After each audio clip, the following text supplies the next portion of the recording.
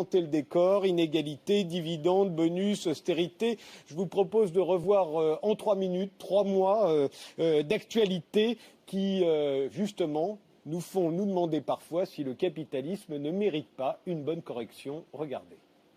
Entre les hommes les plus riches de la planète et ceux les plus pauvres, l'écart est toujours plus grand. Sur Terre, les inégalités sont de plus en plus fortes. En 2016, 1% des hommes posséderont la moitié des richesses de la planète. 99% des êtres humains se partageront l'autre moitié des richesses. Des magasins bondés partout dans le monde, des billets qui s'alignent pour acheter cash des produits Apple. Jamais une entreprise n'a gagné autant d'argent. La firme californienne dispose aujourd'hui de 157 milliards d'euros de trésorerie. C'est à peu près ce que détiennent les États-Unis en réserve de devises. Pour échapper au fisc, Apple place ses bénéfices principalement en Irlande, destination finale les îles Vierges britanniques. La marque à la pomme aurait réussi à limiter son taux d'imposition à environ 2%. 180 milliards d'euros, à titre de comparaison, c'est le produit intérieur brut d'un pays comme le Portugal. C'est aussi 2,5 fois ce que rapporte en France l'impôt sur le revenu. 180 milliards d'euros, c'est la somme dissimulée au fisc par la branche suisse de la banque britannique HSBC. Le journal Le Monde et d'autres médias étrangers révèlent l'ampleur de cette évasion fiscale dont ont profité environ 3000 Français. Louis Vuitton, L'Oréal, Sanofi ou Total, ce sont les entreprises préférées des actionnaires, celles qui font des bénéfices et versent de confortables dividendes aux détenteurs de portefeuille. Depuis 7 ans, les chiffres n'avaient jamais été aussi hauts. 45 milliards 800 millions distribués en 2014. C'est un bonus de bienvenue qui suscite beaucoup de critiques. Olivier Brandicourt, le nouveau patron de Sanofi, va bénéficier d'une prime d'accueil qui pourrait atteindre 4 millions d'euros. Est-ce qu'il est normal, même pour quelqu'un comme M. Brandicourt, de toucher ces sommes, alors que dans le même temps, Sanofi supprime 5000 emplois? Le retour des manifestations contre l'austérité, rassemblement dans les grandes villes à l'appel de la CGT et de Force ouvrière notamment. Au total, plus de 80 défilés en France, comme ici à Marseille ou encore à Lyon ou à Toulouse, et des messages directement adressés au gouvernement. Les retraites ne bougent pas, il y a des tas de gens qui sont dans la misère, il y a des travailleurs qui sont pauvres, qui ont du mal à joindre les deux bouts, c'est pas normal. Une inauguration sous haute tension, celle du nouveau siège de la BCE, la Banque Centrale Européenne à Francfort. Des milliers de manifestants anti-austérité sont venus de toute l'Europe pour jouer les troubles fêtes. Jet de pierre contre les forces de l'ordre et contre les bâtiments officiels, voitures brûlées. En 2 jours, les salariés de la Halle ont appris un plan social massif et des révélations fracassantes sur la rémunération de leur ancien patron. Poussé vers la sortie il y a 5 mois, Marc Lelandais serait parti selon le Parisien avec en poche un chèque de plus de 3 millions d'euros. Return of inflation towards a level below but close to 2% over the medium term and will underpin the firm.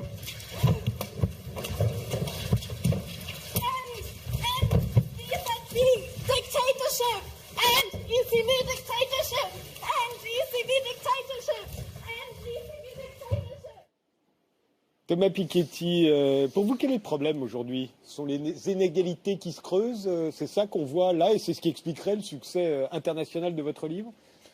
Oui, bon, moi le succès de mon livre, je l'attribue aussi au fait qu'il y a beaucoup de gens dans beaucoup de pays qui en ont assez, qu'on leur explique que tout ça est trop compliqué pour eux, que les questions économiques et financières doivent être laissées à un petit groupe d'experts qui disposeraient d'une science tellement sophistiquée que le reste du monde ne peut pas comprendre. Ce qui est évidemment une immense blague. Les questions économiques ne sont pas des questions techniques, ce sont des questions politiques, citoyennes. Et j'essaye de montrer dans mon livre que l'histoire de la répartition des revenus et des patrimoines, c'est pas simplement une histoire économique, c'est une histoire politique, sociale, culturelle, que chacun doit se réapproprier. Et donc le succès du livre, je crois que ça montre que voilà, dans beaucoup de pays, avec des problématiques différentes, parce que chaque partie du monde, chaque pays a sa propre histoire avec les inégalités. Aux États-Unis, il y a cette peur que ce groupe des 1% les plus riches capture le processus politique et ait une influence sur les institutions démocratiques américaines qui dépasse vraiment l'entendement.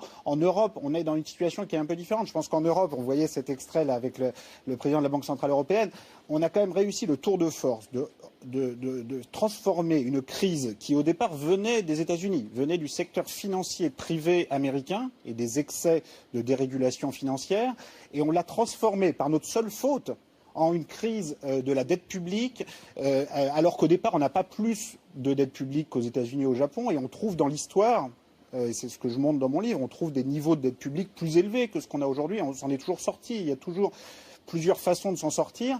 Mais par notre seule faute, par notre rigidité doctrinaire, on a transformé ça en une crise très grave de chômage d'abord en Europe, parce que la question des inégalités en Europe actuellement, c'est d'abord le chômage des jeunes.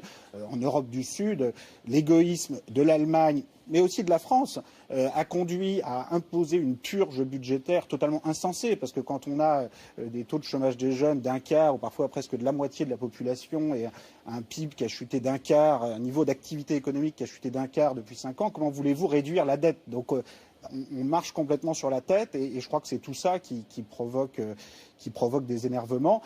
Et puis aussi un écart parfois abyssal entre les proclamations des gouvernements et la réalité de ce qu'ils font. Et quand j'entends François Hollande, il y a quelques jours, qui était en Suisse et qui disait « Ah ben ça y est, il n'y a plus de problème avec la Suisse, ça y est, on a tout réglé », alors que rien n'a été réglé. Et des scandales financiers, des scandales fiscaux avec des grandes sociétés multinationales qui paient moins d'impôts que des petites et moyennes entreprises, on en a tout le temps. Des affaires comme l'affaire Cahuzac, ça pourrait recommencer aujourd'hui. On n'a toujours pas de transmission automatique d'informations bancaires de la Suisse vers la France. Donc aller expliquer comme ça aux gens, comme le faisait Sarkozy il y a quelques années, il n'y a plus de paradis fiscaux, on a tout réglé, c'est très grave, parce que le jour où les gens se rendent compte que ce n'est pas vrai, eh bien, forcément, ils sont pas contents. Frédéric Lordon, pour vous, quand vous voyez ces images, vous dites le problème est où? Ouh là là, mais le problème, si vous voulez, j'ai l'impression que ces images ne saisissent qu'une partie assez superficielle du problème, en réalité, et que le problème du capitalisme, dont nous ne voyons ici que une configuration historique très particulière, qui est la configuration néolibérale. Le problème du capitalisme est plus général que ça.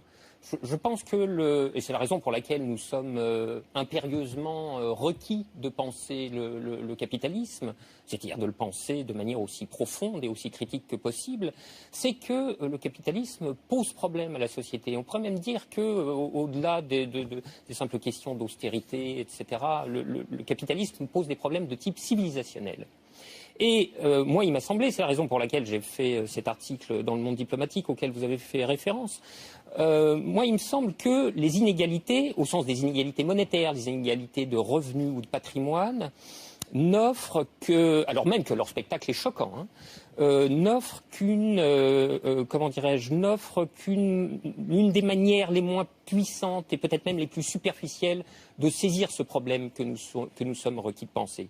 Alors, bien sûr, c'est très intéressant de penser les inégalités en soi, mais pour aller au-delà, il faut se donner un autre concept du capital que celui qui est donné dans le livre de Thomas Piketty, à savoir le capital comme fortune, le capital comme patrimoine, ce qui permet de dire des choses très intéressantes sur les inégalités, mais qui ne permet pas de penser au-delà et qui ne permet de rien penser de ce que nous avons réellement à penser.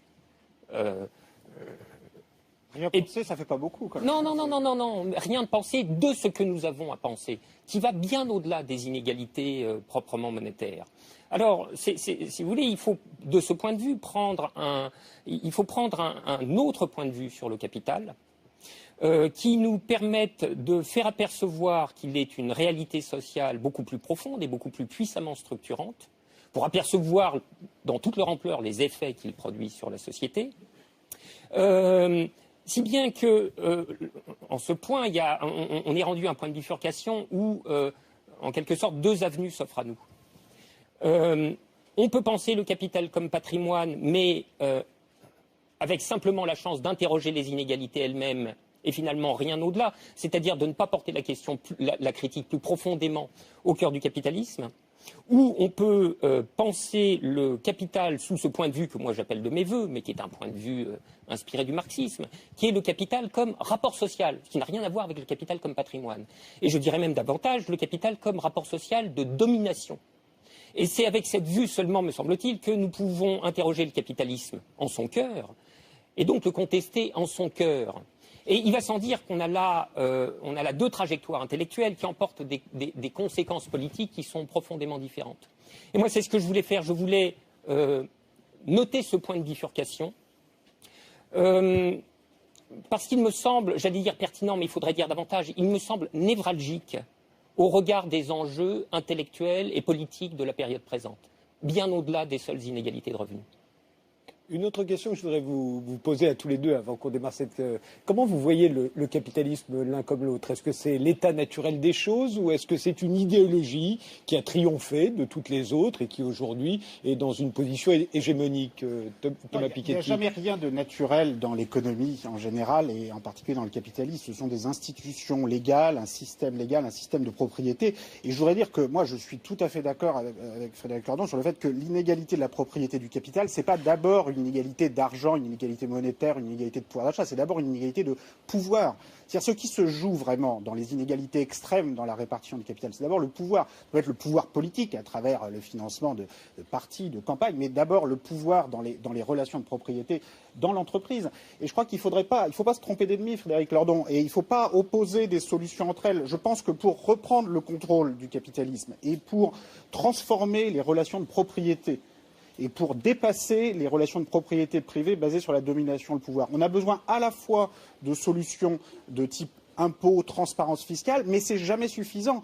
En même temps, ça aide à concevoir aussi d'autres solutions, parce que quand on a davantage de transparence financière sur les revenus, sur les patrimoines, alors on peut avoir en même temps une plus grande implication des salariés. C'est très difficile d'avoir un rôle actif, par exemple, dans des conseils d'administration d'entreprises, déjà si vous n'avez pas de droit de vote, mais aussi si vous n'avez pas d'informations sur les comptes de la société, sur qui possède quoi. Donc l'exigence de transparence sur les revenus et les patrimoines qui va avec l'impôt progressif sur le revenu et sur le patrimoine, elle n'est évidemment pas suffisante, mais elle permet de s'appuyer sur elle pour atteindre aussi un partage du pouvoir au sein des entreprises privées. On a aussi besoin de développer des formes de propriété qui ne sont ni la propriété privée ni la propriété publique. On a aussi besoin de propriété publique. Donc c'est cet ensemble de dispositifs institutionnels qui peut permettre de dépasser le capitalisme et en particulier de démocratiser profondément les relations et les rapports de production. Donc je crois qu'il ne faut pas opposer les différentes solutions entre elles et serait vraiment se tromper d'ennemi. On va voir après en ce qui concerne les solutions. Pour vous, c'est une idéologie, le capitalisme? Je voudrais reprendre la question de la naturalité telle que vous l'avez posée. On sait très bien, et en particulier depuis les travaux d'Albert Hirschman, par exemple, que la naturalisation des faits sociaux est le tour de rhétorique le plus caractéristique des pensées conservatrices et même réactionnaires. Et on voit très bien pourquoi. Donner à croire que les ordres sociaux sont des ordres naturels, c'est laisser entendre qu'ils sont immuables comme tels. Et donc, c'est opposer une fin de non-recevoir, mais quasi épistémologique, à toute revendication de transformation sociale. C'est un peu comme si les gens voulaient descendre dans la rue au motif qu'ils considèrent que l'accélération de la pesanteur est trop importante. Les 9,80 mètres secondes moins 2, c'est trop. On se sent un peu lourd, on voudrait moins, etc. Bon, rentrez chez vous, ceci n'est pas possible. Et c'est ça le message qui est systématiquement véhiculé par toute cette rhétorique de la naturalité, du capitalisme, de l'économie, etc. Une rhétorique qu'alimente spécialement tout le discours de la théorie économique dominante qui prétend qu'on peut dégager des lois de l'économie ou des lois du capitalisme. Et c'est une pente dans laquelle vous êtes allé voilà, raté, c'était forcé. Dans laquelle vous êtes allé dans votre livre. Oh, je ne crois pas, non. Mais si, quand même. Les relations, soyons clairs, les relations de propriété sont toujours des relations extrêmement violentes. Et j'insiste là-dessus d'un bout à l'autre de mon livre, en particulier les relations de propriété internationale. Quand un pays possède un autre pays. Enfin, c'est toujours très compliqué de payer. Quand est-ce qu'un pays possède un autre pays? C'est arrivé à l'époque coloniale, ça peut arriver encore.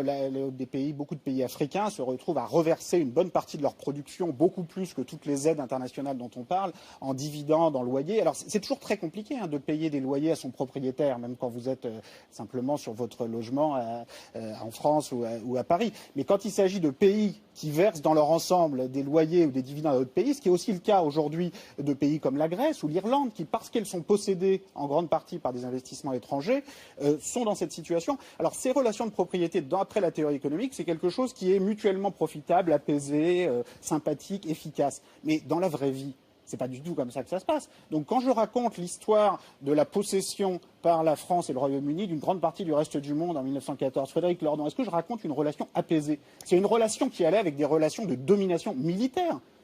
Donc je ne sais pas je sais pas quel livre vous avez lu exactement, mais quand je parle de l'importance du capital négrier dans l'Amérique d'avant 1865, est-ce que je parle d'une relation de propriété apaisée entre le propriétaire de l'esclave et l'esclave? Donc la relation de propriété, là je prenais la forme la plus extrême, la plus violente, mais elle est toujours violente, quelle que soit sa forme. Et un des objectifs centraux de la réflexion que j'essaie de développer dans le livre, c'est de savoir comment on peut réguler ces relations de propriété. L'impôt progressif sur le capital est un des modes de régulation. Ça ne va pas régler tous les problèmes, mais notez bien qu'avec des taux suffisamment importants sur les détentions importantes de patrimoine, ça rend quand même la propriété privée temporaire et non plus permanente. C'est-à-dire que si sur les détentions très importantes de patrimoine, vous êtes obligé de redonner de fait à la collectivité 5% ou 10% ou autant que nécessaire compte tenu du taux de reproduction observé à ce niveau de patrimoine. Ça n'est pas le cas pour l'instant. Ah, c'est pas le cas, mais là on a un débat sur ce qu'il faudrait faire. Eh bien, c'est quelque chose qui rend la propriété temporaire et non plus permanente, ce qui est quand même un changement, c'est pas un petit changement technique dans la régulation de la propriété. Par ailleurs, ça ne suffit pas. Et je pense qu'il faut, dans le même temps, avoir une implication, notamment des salariés dans les entreprises, dans les conseils d'administration des entreprises.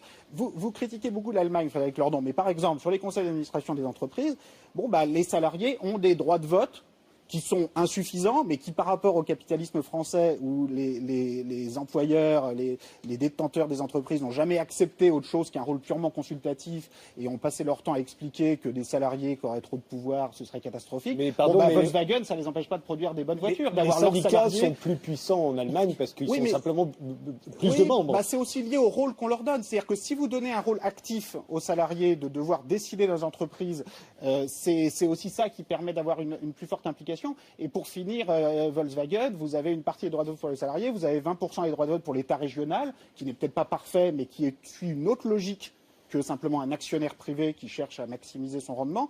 Donc tout ce partage du pouvoir, je ne suis pas en train de prendre le capitalisme rénan comme le modèle absolu parfait, mais c'est pour dire qu'il y a plusieurs façons déjà d'organiser le partage du pouvoir, et il faut aller plus loin. Et ce n'est pas parce que l'abolition de la propriété privée sous sa forme soviétique a été un échec que la réflexion sur la propriété doit s'arrêter. Donc moi je pense que le dépassement du capitalisme privé demeure possible, demeure indispensable. Simplement les relations de propriété sont des relations compliquées. Donc les solutions ne seront pas les mêmes dans le secteur des médias, où on a aussi besoin de dépasser la propriété privée, la société par action. Ne seront pas les mêmes dans le secteur de l'éducation, dans le secteur de l'automobile. On a besoin de secteurs proprement publics, on a besoin de secteurs intermédiaires. Donc c'est toutes ces relations de propriété qui sont tout sauf des relations apaisées. Et vous avez raison de dire que la théorie économique nous raconte un monde enchanté sur ces relations, mais qui n'est absolument pas le monde que je décris. Donc, à nouveau, ne vous trompez pas d'ennemi. Alors, Frédéric Lordon. Non, c'est-à-dire, Thomas Piketty a dit tellement de choses, là, d'un coup, que, évidemment, c'est difficile de... C'est un livre un peu long, j'ai essayé de le résumer. Oui, c'est difficile de répondre méthodiquement, mais bon, en même temps... on ne va pas faire un débat sur le livre de Piketty non plus, qui est paru il y a 2 ans. Oui, en effet. Non, j'ai lu un livre dont les options intellectuelles me paraissent disparates. Elles sont multiples et disparates. Parce que le réel est compliqué. Oui, non, mais non. Additionner des points de vue théoriques hétérogènes ne peut pas se justifier par la soi-disant complexité du réel. Je veux dire, l'entreprise qui est explicite dans le livre, par exemple, de dégager des lois fondamentales du capitalisme, puisque c'était de là que nous sommes partis, c'était la question de la naturalité, est l'un de ces points de vue qui participe à la naturalisation du capitalisme, même si par ailleurs elle est dans le livre mitigée par une série d'autres éléments tels que ceux que vous avez dit, sans pour autant d'ailleurs que tout ce dont vous venez de parler remette en cause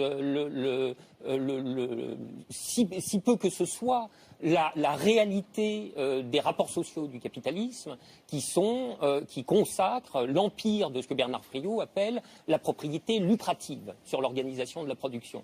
Je ne suis absolument pas sûr que faire entrer les salariés dans les conseils d'administration procède d'autre chose qu'une manœuvre un petit peu retorse d'associer le salariat à ce type de rapport social dans lequel, en définitive, et malgré tous les amendements que ce type de dispositif peut apporter, dans lequel le salariat conserve la position dominée. Ça dépend combien de sièges ils ont, quand même. S'il n'y a plus de sièges pour les actionnaires, là, mais non, quand bien même ils auraient un équilibre. Mais oui, mais quand bien même ils auraient beaucoup de sièges, ceci n'ôterait pas le principe directeur qui régit toute l'organisation de la Même production. même s'ils les ont tous. Ah, mais alors dans ce cas-là, ça changerait complètement. Alors dans ce cas-là, on sortirait effectivement du capitalisme. Regardons l'équilibre exact, parce que je ne pense pas que vous voudriez un système où l'apport supplémentaire en capital n'apporte aucun droit de vote. Il y a un équilibre à trouver, qui est un équilibre compliqué.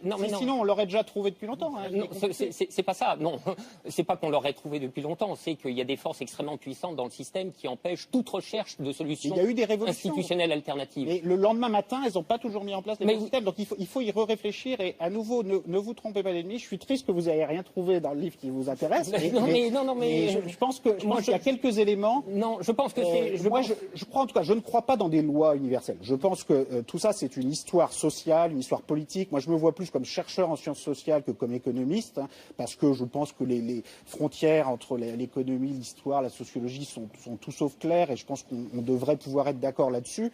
Et donc, je ne cherche pas. Après, on peut prendre dans cette vaste histoire de la répartition du capital sous ses différentes formes, avec ces métamorphoses du capital que j'essaye de décrire, du capital terrien au capital immobilier, négrier, international, professionnel. On peut trouver matière pour des réflexions qui ne sont pas univoques. Hein. Les gens peuvent tirer des conclusions différentes sur ces formes de régulation, et n'ayez pas une lecture trop unidimensionnelle de tout ça. Je crois que les options théoriques qu'on pose dès le départ, et notamment celles qui ont trait à la définition du capital, engage toute la pensée dans une certaine direction et exclut un certain nombre de choses auxquelles il n'est plus possible d'accéder à partir du moment où, par exemple, on s'est engagé dans la définition du capital comme patrimoine. Pas du tout. Frédéric Lordon, la définition du capital. Juste quand même, chapitre 1, je commence par dire, chaque société construit sa notion du capital. C'est-à-dire qu'il n'y a pas de définition naturelle du capital. Ce sont des rapports de propriété. Je donne tout de suite le cas le plus extrême, qui est le capital esclavagiste, qui est l'exemple même de la forme de propriété qui n'a rien de naturel, mais qui, pendant longtemps, caractérisait beaucoup de sociétés. Mais c'est la même chose si on parle de la propriété intellectuelle, si on parle de la propriété des ressources naturelles. Quelle est la liste de ce qu'il est possible de posséder? Comment organise-t-on ces relations de propriété? Il n'y a rien de naturel là-dedans. Donc ma démarche, c'est d'examiner comment ces différents types de relations de propriété sont construits par différentes sociétés, avec des détenteurs qui ont toujours tendance à défendre l'extension de leurs droits de la propriété au nom de l'intérêt général, avec parfois un degré de mauvaise foi qui est assez considérable.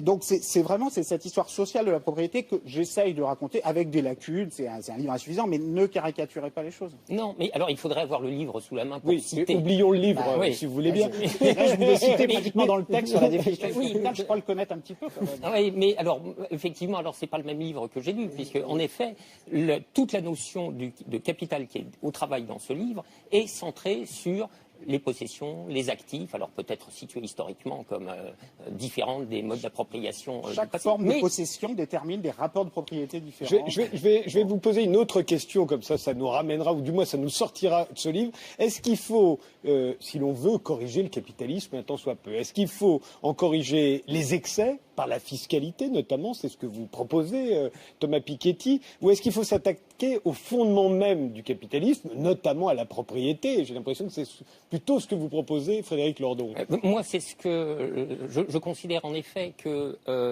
le point de vue qui n'est pas développé, quoi que vous en disiez, dans ce livre, et qui nous permet d'accéder à une critique plus profonde du capitalisme, est celui qui part de l'idée que le capital doit être défini comme un rapport social. Qui plus est comme un rapport de domination. Et pour avoir l'idée de ça, il faut en revenir à ce qui est le constituant principal du capitalisme et du mode de production capitaliste, à savoir le salariat. Alors le salariat, qu'est-ce que c'est que le fond du salariat? Le fond du salariat, c'est que à partir du moment où les hommes ont été privés de la possibilité de pourvoir par eux-mêmes aux nécessités de leur reproduction matérielle, au terme d'un processus qui ne tombe pas du ciel, qui est entièrement historique, hein, c'est ce que Marx a appelé l'accumulation primitive, il ne leur reste plus d'autre solution de survie que d'en passer par l'échange marchand, précisément pour y faire l'acquisition des biens qui sont indispensables à leur reproduction matérielle, mais qui n'ont plus les moyens de produire par eux-mêmes. Mais pour en passer par l'échange marchand, il faut accéder au médium de l'échange marchand, qui est l'argent.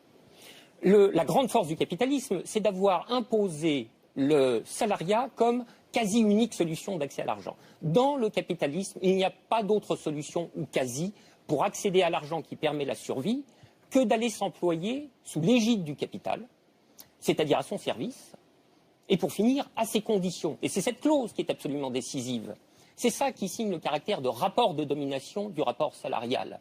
Et il faudrait, je veux dire, la jurisprudence du droit du travail, par exemple, reconnaît la chose de manière tout à fait explicite. Elle dit le rapport salarial est un rapport de subordination hiérarchique. On ne peut pas dire davantage qu'il est un rapport de domination. Et c'est bien cela qu'il faut analyser. C'est la particularité de la mise au travail dans le régime capitaliste qui est, si j'ose dire, une mise au travail avec le pistolet de la survie sur la tempe. Alors, et cela, pardon de vous interrompre, cela quel que soit le montant du salaire que l'on nous donne. J'ai un exemple. Il se trouve que en ce moment aux États-Unis, ça bouge beaucoup sur les bas salaires. Il y a un PDG, il y en a plusieurs même qui vous ont peut-être lu, Thomas Piketty, qui ont décidé d'augmenter leurs salariés. On l'a vu hier notamment. On va le regarder tout de suite. Il a augmenté considérablement ses salariés. Vous nous direz, Frédéric Lordon, si ça suffit justement à améliorer leur sort à votre avis, ou est-ce que, au contraire, ça n'a rien à voir. Regardons. Qui n'a pas rêvé d'avoir un patron aussi généreux que celui-ci? Et vous allez désormais recevoir un salaire minimum de 66 000 € par an. Euphorie des employés immortalisés par les télés américaines. Joli coup de pub pour ce patron de 30 ans, Dan Price, devenu la coqueluche des médias. Ses 120 salariés vont toucher minimum 5 500 € par mois. Je vais sans doute pleurer quand je vais annoncer ça à ma mère. Pour financer l'opération, Dan Price va raboter son propre salaire de 90%, épuisé dans les bénéfices de l'entreprise. L'inspiration lui est venue après la lecture de cette étude, selon laquelle le bonheur des employés atteindrait sa plénitude avec un salaire de 66 000 € par an. Ce cadeau est d'abord un acte militant. Je veux contribuer à la réduction des inégalités dans ce pays. Et si le grand patronat américain veut aussi faire un effort, alors je serai content. Car la pression monte sur la question des bas salaires. Manifestations dans tout le pays contre les grandes chaînes accusées de sous-payer les employés malgré la reprise. McDonald's ou encore les hypermarchés Walmart ont augmenté les salaires pour atteindre péniblement 10 € de l'heure. On est loin du bonheur à 66 000 € par an. Alors est-ce que augmenter les salaires, ça suffirait ? Mais alors sous cette forme, évidemment, c'est presque risible. Si vous voulez, c'est le genre de gadget bien fait pour amuser la galerie. S'il faut attendre du miracle de la vertu patronale, l'amélioration de la condition salariale, vous comprenez, on n'est pas rendu. Et puis c'est une autre manière finalement de souligner, à contrario, que les salariés sont toujours sous l'empire du patron. Et c'est bien ça le cœur du rapport, salarial que je voulais indiquer. Si l'entreprise connaît un revers de fortune, je ne sais pas si cette généreuse mesure sera maintenue. Et si elle est annulée, elle devra de l'être à la décision du patron qui redevient, ou plutôt qui se manifeste à nouveau comme le souverain et maître dans son entreprise. Donc je sais bien que lorsqu'on insiste sur ce caractère de domination qui est au cœur du rapport salarial, les gens sont tentés de croire que alors on est resté collé à la version germinale du salariat. Mais on est au XXIe siècle, on est à l'époque des incubateurs, des start-up, du Googleplex et du salariat cool, et des patrons cool. Mais enfin, c'est vraiment c'est un sacré bobard. Hein. D'ailleurs, je voudrais vous faire observer que le salariat cool et le patronat généreux, ça concerne une fraction ultra marginale des entreprises et des salariés. Allez parler du salariat cool aux ouvriers de Florange, de Fralib, de Continental, vous serez bien reçus. Bon, et la deuxième chose, c'est que même le salarié le plus cool de l'entreprise la plus cool, au patron le plus cool, si un jour les choses tournent au vinaigre, on lui montrera de nouveau la porte et la menace par la porte, c'est-à-dire le retour à l'équation de base de la survie. Tu vas devoir trouver un autre capitaliste auprès duquel t'employer, etc., etc. Et donc, si vous voulez, quand les choses vont bien, c'est possible de se raconter des histoires. Mais la réalité des institutions, elle est donnée en période de crise. C'est là qu'on voit vraiment ce qui est à l'œuvre et quelle est la réalité des rapports de pouvoir. Et ça sera probablement pas celle des augmentations vertueuses du patron samaritain. Vous êtes d'accord, Thomas Piketty ? Moi, je pense qu'il faut vraiment reprendre la question du pouvoir et de la gouvernance de l'entreprise à la racine et la question des droits de vote pour les salariés. On peut avoir 0 droit de vote pour ceux qui apportent du capital, on peut en avoir un petit peu, il faut y réfléchir très concrètement. On peut pas juste dire c'est très simple, la solution c'est qu'il y a plus. Ça paraît invraisemblable qu'on donne 0 droit de vote à celui qui apporte le capital. 0, c'est pas beaucoup. En même temps, c'est ce que vous avez. Ça s'appelle par exemple les nationalisations. Non, c'est aussi ce qui se passe dans des fondations. Quand vous avez des fondations fondations qui sont à but non lucratif, ceux qui apportent du capital n'ont pas de droit de vote. Alors en pratique, des fois, ils écrivent les statuts de façon à conserver quand même le pouvoir. Donc c'est plus compliqué que ça. Les sociétés coopératives ont dans certains secteurs beaucoup de mérite. Mais enfin, sur le salariat cool, je voudrais quand même dire que c'est bien joli de nous montrer là, les gens qui ont un salaire minimum à 60 000 euros. Mais il faut quand même savoir que le salaire minimum fédéral aux États-Unis actuellement, c'est 7 $ par heure. C'est-à-dire c'est des gens qui vont avoir 15 000 $, 20 000 $ dans l'année maximum. Le salaire minimum fédéral aux États-Unis actuellement, il est plus faible en pouvoir d'achat que dans les années 60, où il était de 10 $ par heure. Et pourtant, il n'y avait pas plus de chômage à l'époque. Donc comment ça se fait que la société américaine réussissait à l'époque à avoir 95% des gens au travail, bon, l'emploi féminin était plus faible, mais enfin 95% de la population active au travail, avec des salaires plus élevés qu'aujourd'hui. Et ça, il n'y a rien de naturel là-dedans. Donc ça, c'est un système institutionnel politique qui a abaissé consciemment le salaire minimum, qui a profité de l'abaissement du rôle des syndicats, mais qui ne l'a pas compensé par une augmentation corrélative du rôle de l'État sur la fixation du salaire minimum. Et ça, il y a différentes évolutions qui sont possibles. Si on regarde en France, le salaire minimum qui était plus bas qu'aux États-Unis dans les années 60, il est aujourd'hui plus élevé. Donc différents pays ont différentes trajectoires, différentes histoires politiques.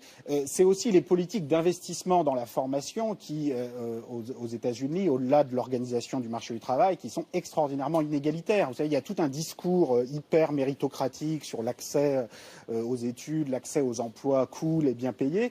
Et quand on regarde les données, à un moment dans mon livre, je montre le revenu moyen des parents des étudiants de Harvard actuellement, c'est 450 000 $ par an. C'est-à-dire ça correspond au revenu moyen des 2% des Américains les plus élevés. Donc ça ne veut pas dire qu'il n'y a aucun étudiant en dessous du top 2%, mais ça veut dire qu'il y en a tellement peu et que ceux qui viennent du top 2% sont tellement hauts dans le top 2% que finalement la moyenne générale est comme si on avait tiré au hasard tous les étudiants à l'intérieur du top 2.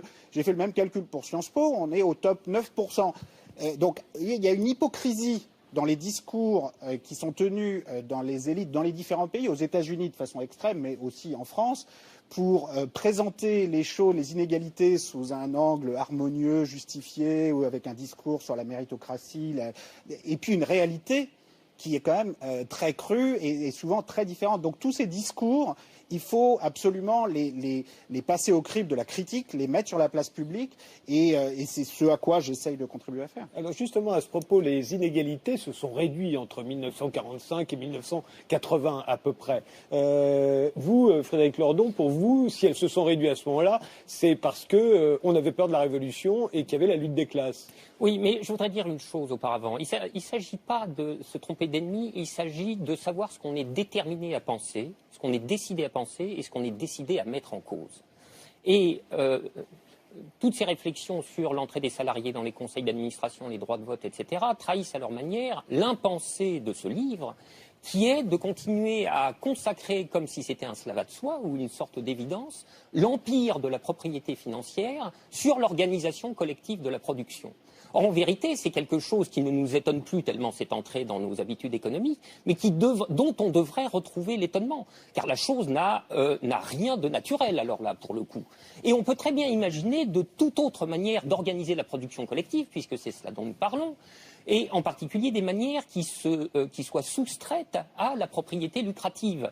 Alors évidemment, on pourrait pousser votre raisonnement à sa limite, on fait entrer les salariés dans les conseils d'administration, on leur donne de plus en plus de droits de vote, etc. Et puis on aurait une discontinuité à la limite. Il y aurait un moment où, effectivement, on sortirait du capitalisme et on s'apercevrait que la propriété financière est totalement dispensable. On peut s'en passer. Et en vérité, à la propriété financière, il faudrait substituer la propriété d'usage. C'est-à-dire le fait que les moyens de production n'ont pas à appartenir à des personnes privées. Les moyens de production doivent revenir à ceux qui s'en servent, à ceux qui les exploitent, sous la modalité de l'usage. Et ceci est nous débarrasser totalement de la propriété financière et restituer aux collectifs de travail, appelons-les les entreprises si l'on veut, leur véritable nature telle qu'elle est systématiquement occultée par l'idéologie capitaliste, qui est la nature de communauté politique. Dès que des hommes s'assemblent pour faire quelque chose, il y a de la politique. C'est une communauté politique. Or, la propriété financière fait bon marché de ce paradoxe quand même énorme que dans la sphère politique au sens classique du terme, on s'est émancipé du pouvoir, de droit divin, de l'absolutisme, etc. Et au moins formellement, on a consacré le principe un homme, une voix, l'égalité de participation, etc., etc. Même s'il ne faut pas en demander trop aux institutions parlementaristes de la démocratie. Mais enfin, sur le papier, les principes ont été dits, ils ont été écrits. Or, quand les hommes rentrent sur leur lieu de travail, pour 8 heures, tout ceci est suspendu. Et ils vivent sous le régime d'un potentat, plus ou moins sympa, plus ou moins généreux, mais sous le régime d'un potentat qui est le patron, qui est l'organisation despotique de la production.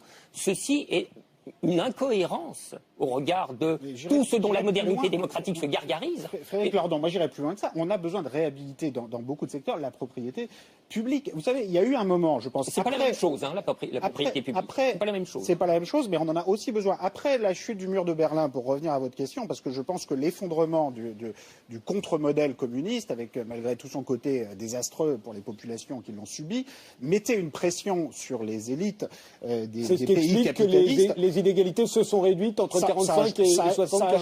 Ça a joué un rôle. Vous savez, quand on regarde la mise en place dans l'entre-deux-guerres d'un certain nombre de nouveaux outils d'impôts progressifs, de politique sociale, de nationalisation en 1945, de mise en place de la sécurité sociale, oui, l'existence du contre-modèle communiste a totalement bouleversé le paysage intellectuel. C'était la peur de la Révolution. La peur de la Révolution. Et à l'inverse, la chute du mur de Berlin nous a fait re-rentrer dans une phase de foi indéfinie dans l'autorégulation des marchés, dans la déréglementation financière à outrance, et on s'est pris à s'imaginer, ou certains en tout cas se sont pris à s'imaginer, que la société par action, donc la propriété privée financière sous la forme la plus extrême, était l'unique forme d'organisation des rapports humains de la production. C'est totalement faux, et c'est pas seulement qu'il faut des voix dans les conseils d'administration des entreprises, c'est qu'il faut d'une part développer des formes de propriété qui sont différentes à la fois de la propriété privée et de la propriété publique, qui prennent la forme de fondations, de structures coopératives, de structures associatives, et il faut aussi, j'y reviens, réhabiliter la propriété publique, c'est-à-dire que tout privatiser tous les actifs publics, comme on l'a fait ces 30 dernières années, et accumuler simplement des dettes publiques, ce n'est pas une solution, parce qu'il y a des secteurs entiers dans lesquels on a besoin d'actifs publics, de propriété publique, sinon la puissance publique ne peut pas jouer son rôle. Je veux juste prendre un exemple. Vous prenez un pays comme l'Italie actuellement. Les dettes publiques en Italie dépassent la valeur des actifs publics. Ça veut dire que même si le gouvernement italien vendait toutes les écoles, tous les hôpitaux, tous les actifs publics, il n'aurait même pas de quoi rembourser ses dettes.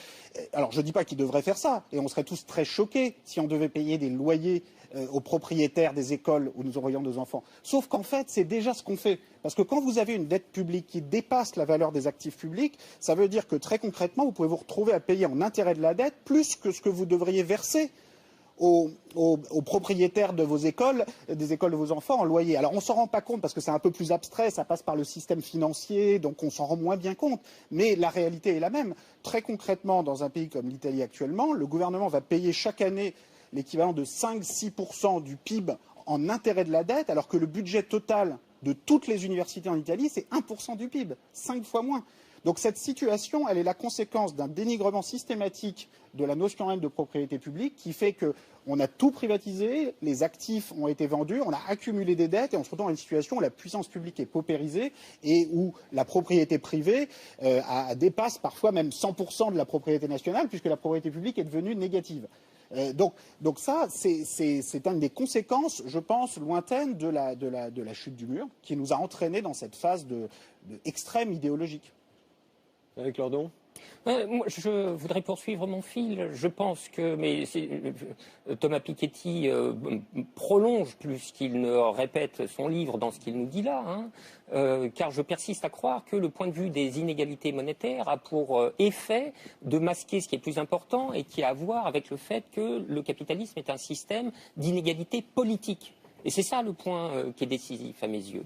Et cette inégalité politique prend naissance dans une certaine configuration de rapports sociaux, dans laquelle d'ailleurs il faut bien voir que le chantage à la survie qui s'exerce au niveau des individus se prolonge presque nécessairement en un chantage qui est exercé sur le corps social en son entier. Pour quelle raison? Mais parce que, sans surprise, le capital occupe dans la structure générale du capitalisme une position privilégiée, qui est une position d'asymétrie.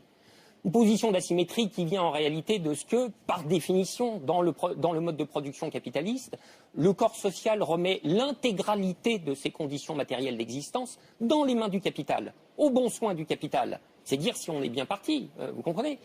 Alors évidemment, il s'ensuit un rapport de force entre le capital et le travail, et on pourrait même dire entre le capital et le corps social tout entier, dont l'intensité va varier historiquement en fonction des configurations institutionnelles successives que le capitalisme est amené à revêtir.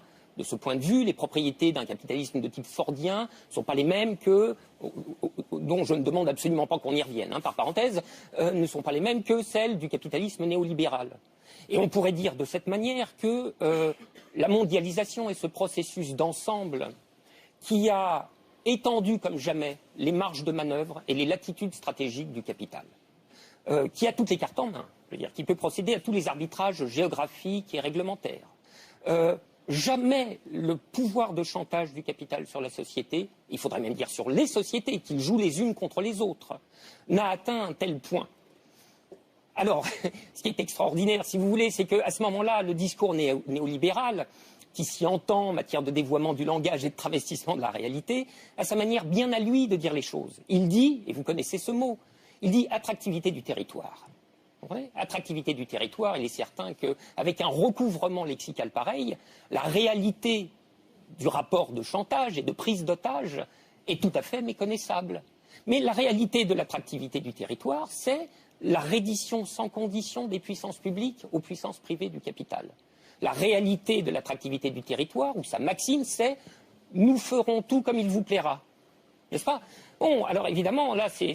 L'attractivité du territoire, pour qu'on comprenne bien, c'est le fait d'attirer les entreprises chez nous, de ne pas faire partir les plus riches pour des pays étrangers, d'attirer les meilleurs étudiants, etc. C'est un message qui est aussi bien à l'attention du dehors que du dedans. Du dehors pour les faire venir, du dedans pour les empêcher de partir. Et la parole magique par laquelle le capital sadise les gouvernements, c'est « sinon je m'en vais ». Baisser les impôts, sinon je m'en vais. Annuler le 35 heures, sinon je m'en vais. Faites péter le CDI, sinon je m'en vais, etc., etc. Si bien que, et ce chantage est efficace car il a les moyens objectifs de ces pressions tels qu'ils sont déposés dans la configuration des structures du capitalisme. L'attractivité du territoire, dans ces conditions, ça n'est pas autre chose que se rouler par terre au pied du capital. Et ça, c'est toute l'histoire de la politique économique de François Hollande, si vous voulez. Se rouler par terre au pied du capital. Alors évidemment, se rouler par terre au pied d'un grand dominateur, c'est un truc qui se termine mal en général. Et ça, c'est toute l'histoire du pacte de responsabilité. Bon, il fallait avoir une âme d'enfant ou bien la débilité mentale chevillée au corps pour imaginer dans ces conditions que le capital allait rendre la moindre contrepartie. Il ne bougera pas le petit doigt tant qu'il aura le sentiment qu'il peut encore conquérir davantage. Et ce sentiment, il l'aura nécessairement. Il l'aura pour deux raisons. Il l'aura d'abord parce que sa liste de Noël est interminable. Et il l'aura parce qu'il a bien conscience qu'il a en face de lui un gouvernement totalement affalé. Vous voyez ? Donc c'est là qu'il y a quelque chose qui est quand même tout à fait important à saisir et qu'il faut se poser la question à nouveau frais pour faire apercevoir ce rapport de chantage qui est la réalité du rapport qui s'établit entre le corps social et le capital. Et je dirais que c'est aussi ce qui doit nous mener à une reconstruction de la catégorie de gauche. On dit que la catégorie de gauche est difficile à cerner, etc. On dit même que la gauche est en train de mourir. Alors, évidemment, c'est un Premier ministre de droite qui le dit. Donc. Et puis surtout, il est très affairé à la tuer. Donc c'est un propos à prendre avec des pincettes. Mais vous voyez, à la lumière de cette analyse, comment nous pouvons reconstruire la catégorie de gauche. Être de gauche, c'est intellectuellement faire voir les tenants et les aboutissants de ce rapport de chantage et d'ultimatum. Et politiquement, c'est former le projet d'y mettre un terme. Voilà, ça c'est une façon de définir ce que c'est qu'être de gauche. Vous avez la même définition parce qu'il y a Guy Sormand qui, lui, ne se revendique pas de gauche, qui va entrer sur ce plateau. Alors, Thomas Piketty. Écoutez, moi je pense que la libre circulation des biens, des services et des capitaux, la mise en concurrence des territoires les uns contre les autres, sans aucune contrepartie et sans aucune régulation fiscale et sociale commune, c'est un régime juridique, un régime institutionnel qui peut être extrêmement violent pour des catégories immenses de la population. C'est-à-dire, vous ne pouvez pas vous enrichir, d'être dans une logique où des pays, ou en tout cas certaines catégories à l'intérieur de pays, s'enrichissent par le libre-échange et la libre circulation des capitaux, puis ensuite s'enrichissent une deuxième fois en faisant du dumping fiscal, in fine en volant la base fiscale des voisins. Et l'histoire du scandale Luxembourg-Leaks qu'on a eu il y a quelques mois, où on s'est rendu compte que le Premier ministre, enfin l'ancien l'ancien Premier ministre Jean-Claude Juncker, maintenant président de la Commission européenne, quand il était Premier ministre dans son pays, avait tous ces deals avec des grandes sociétés multinationales où elles ne payaient même pas le taux officiel qui déjà au Luxembourg n'est que de 10% sur les bénéfices des sociétés, elle payait 1%, 2%. Et il est arrivé dans toute la presse européenne pour dire c'est pas de ma faute, il fallait que je trouve une stratégie de développement pour mon pays, il y avait la désindustrialisation, donc j'ai eu une grande idée, c'était de devenir un paradis fiscal en siphonnant la base de mes voisins. Enfin, il y a quelque chose quand même d'indécent là-dedans. Et là, je crois que c'est le régime institutionnel lui-même de l'Europe actuelle qui empêche de mettre fin à ça. Parce qu'il ne suffit pas de s'excuser, ce n'est pas le problème de Juncker individuellement ou du Luxembourg par rapport à la France, parce que, comme le disait Frédéric Lordon, chaque pays, finalement, individuellement, quel que soit son parti politique au pouvoir officiellement, finit par se comporter de la même façon et finit par se mettre dans cette stratégie de vouloir finalement sauver sa peau en essayant de trouver sa niche dans le système global, sauf que collectivement, l'avenir des pays européens en particulier, il n'est pas dans l'investissement, dans l'optimisation fiscale. Si on est tous comme ça à vouloir piquer la base de nos voisins, évidemment, on va aller absolument nulle part. Et c'est vrai que l'Europe a contribué très fortement à institutionnaliser ce principe de la concurrence pure, libre et non faussée, alors qu'en fait, elle est tout sauf non faussée, mais comme un espèce d'idéal indépassable. Ça a commencé très tôt dans l'après-guerre avec la construction européenne qui un peu était contre les États et contre la politique, en partie parce que beaucoup en Europe, en particulier en Allemagne, avaient été un petit peu peur parce qu'ils avaient constaté que les États pouvaient parfois faire. Mais enfin, c'est quand même une solution très étrange qui a été trouvée de construire complètement un ordre juridique et un économique en essayant de priver les États de toute possibilité d'action pour réguler les forces économiques qui ne peuvent absolument pas se réguler toutes seules. Guy Sandman va venir s'asseoir avec nous. Vous avez toujours défendu, je le disais, le capitalisme et les capitalistes dans vos livres. J'en citerai 3 parmi les plus récents. L'économie ne ment pas. Vous expliquez que l'économie n'est pas une opinion, c'est une science. Et c'est pour ça, d'après vous, qu'elle a toujours progressé plus vite que la politique. Il y a aussi Wonderful World et Journal d'un optimiste, qui sont vos chroniques de la mondialisation écrites entre 2006 et 2011. Pour vous, le capitalisme ne mérite pas une bonne correction et en revanche, j'imagine que tout ce que vous avez entendu vous a donné envie de réagir. Oui, je n'ai pas trop souffert parce qu'en fait, j'ai l'impression qu'on ne parle pas de la même chose. C'est-à-dire que vous avez l'un et l'autre créé une sorte d'épouvantail idéologique qui s'appelle le capital, mais je ne sais pas très bien ce dont il s'agit et de qui il s'agit. Et à vous écouter, il y a une espèce de personnage obscur ou de force obscure qui manipulerait la planète. Je ne sais pas de qui on parle. Si je regarde la France, à un moment donné, vous avez dit les néolibéraux sont très forts pour manipuler le vocabulaire. Je trouve assez bon également pour manipuler le vocabulaire. Parce que vous utilisez tous les deux, d'ailleurs, le terme de capital et capitaliste. Moi, j'utilise le terme d'économie de marché et d'entrepreneur. Alors, qui manipule le langage? C'est vous ou c'est moi? Je serais tenté de dire un peu tous les deux. C'est-à-dire qu'en vous écoutant, et ça c'est mon côté libéral, c'est-à-dire que tout le monde a un peu raison. Ce que vous dites est un peu vrai, mais ça n'est pas totalement vrai.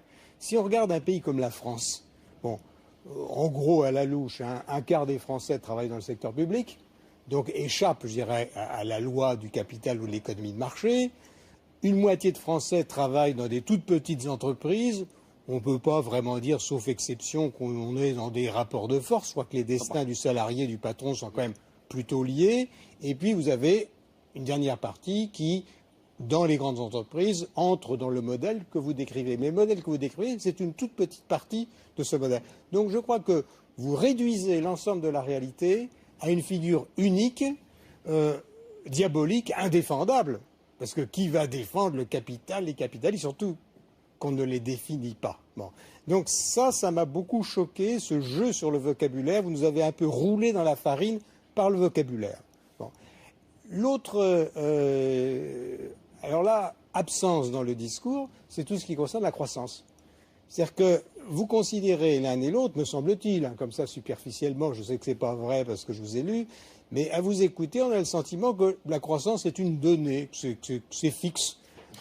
Et la croissance n'est pas une donnée fixe, c'est-à-dire que la croissance exige des circonstances et des principes qui ne sont pas toujours moraux. Je ne prétends pas que l'économie soit morale. je ne prétends pas que l'économie de marché soit morale. Ce n'est pas son rôle. Son rôle, c'est de produire des richesses et de produire une immense classe moyenne à l'échelle mondiale, ce qui s'est quand même produit depuis 25 ans. Donc là, je trouve que vous êtes un peu méprisant envers ce que vous appelez le capitalisme, moi ce que j'appelle l'économie de marché, et un peu méprisant envers ses résultats. C'est-à-dire que, dépassons les frontières de la France et de l'Europe, le monde a été transformé depuis 25 ans grâce à ce que vous n'aimez pas, l'européanisation, la mondialisation, les échanges et le remplacement de l'État totalitaire du type soviétique ou chinois par le monde de l'entreprise, aussi imparfait soit-il. Donc mes deux principales critiques, encore une fois, c'est que vous faussez le débat par le vocabulaire, vous inventez un épouvantail pour mieux le transpercer, et vous oubliez totalement que ce qui change notre vie, en particulier des plus pauvres, bah oui, plutôt en bien, globalement. Le problème de l'économie, c'est qu'on raisonne toujours globalement. Voilà, c'est un petit peu la limite.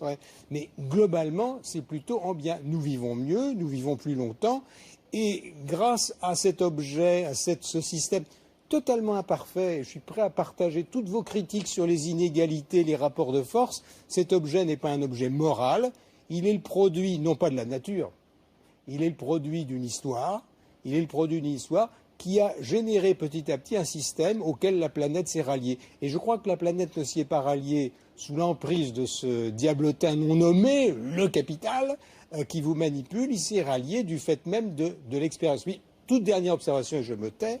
Non, mais je vous redonnerai la parole après. Je sais, mais on ne sait jamais.